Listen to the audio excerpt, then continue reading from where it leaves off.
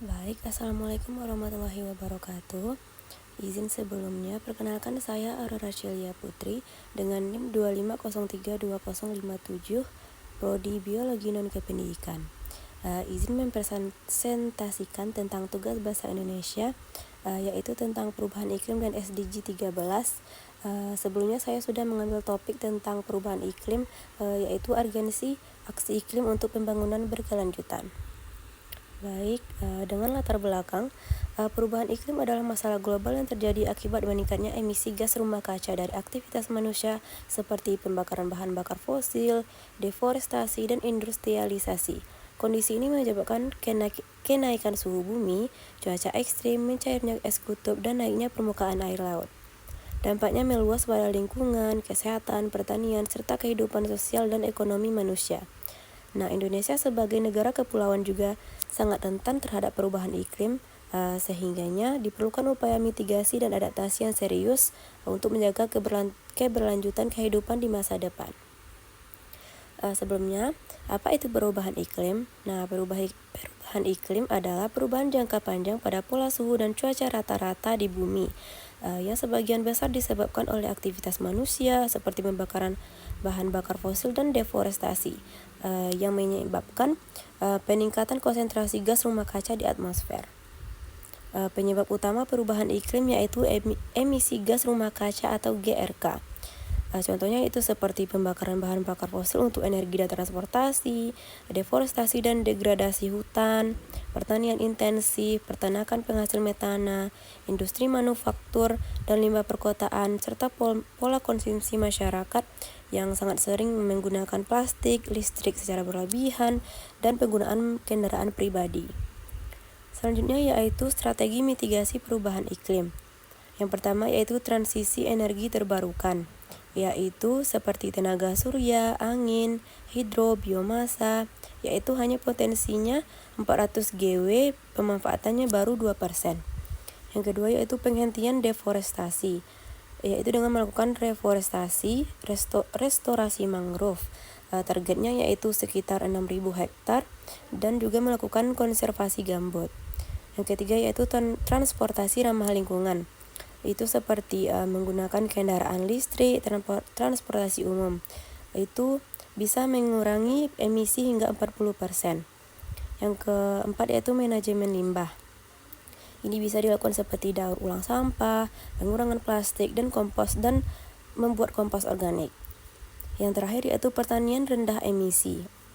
Bisa dilakukan secara organic farming, agroforestry, dan precision agriculture. Selanjutnya yaitu strategi adaptasi perubahan iklim.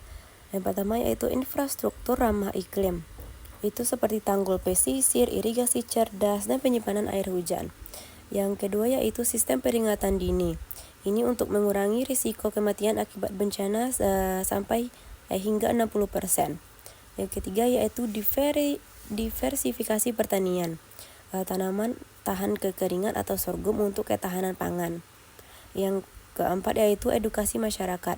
Ini biasanya diadakan kampanye seperti low carbon lifestyle atau yang lainnya.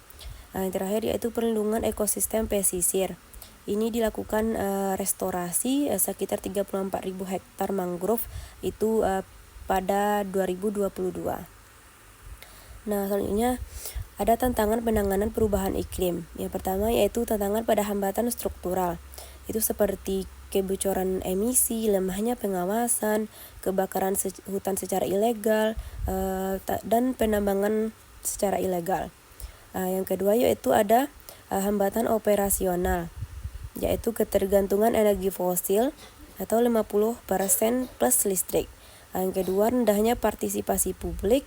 Yang ketiga yaitu pendanaan hanya 34 dari kebutuhan. Nah, ini ada referensinya terhadap SDG 13. Sebelum itu, apa itu SDG 13? Nah, SDG 13 atau Sustainable Development Goals adalah aksi iklim yang menyerukan tindakan segera untuk memerangi perubahan iklim dan dampaknya. Tujuannya yaitu meliputi memperkuat ketahanan dan kapasitas adaptasi terhadap bencana terkait iklim, serta mengintegrasikan langkah-langkah perubahan iklim ke dalam kebijakan nasional. dan juga meningkatkan pendidikan dan kesadaran masyarakat tentang perubahan iklim. SDG 13 ini ada 3 pilar utama. Yang pertama yaitu peningkatan ketahanan dan adaptasi terhadap bencana terkait iklim. Yang kedua ada integrasi kebijakan perubahan iklim dalam strategi nasional. Yang ketiga yaitu peningkatan edukasi dan kesadaran publik. Ini perlu adanya kolaborasi antara pemerintah, masyarakat, akademis, dan sektor industri yang sangat diperlukan. Selanjutnya yaitu kita sebagai generasi muda pasti ada peran strategisnya. Mahasiswa sebagai motor penggerak perubahan. Contohnya seperti melakukan kapasitas intelektual dan akses teknologi, inovasi mitigasi iklim dan solusi berbasis sains, kampanye kesadaran publik dan kampanye digital, riset energi bersih dan pengembangan teknologi, kegiatan penanaman pohon dan komunitas lingkungan, serta kelompok yang akan menerima dampak jangka panjang. Nah, dari materi keseluruhan tadi dapat disimpulkan bahwa perubahan iklim merupakan ancaman global yang memerlukan tindakan nyata dan kolaborasi dari semua pihak. Nah, SDG memberikan kerangka internasional untuk mitigasi dan adaptasi. Dampak pada perubahan iklim semakin terasa seperti bencana alam, gangguan pangan, maupun penyebaran penyakit. Generasi muda seperti kita sekarang memiliki peran yang sangat penting dalam menghasilkan pengetahuan dan inovasi. Penanganan iklim adalah tanggung jawab bersama seluruh masyarakat dan keberlanjutan lingkungan adalah investasi untuk masa depan. Hanya itu yang dapat saya sampaikan. Mohon maaf jika ada kesalahan kata. Saya sudahi dengan Assalamualaikum warahmatullahi wabarakatuh.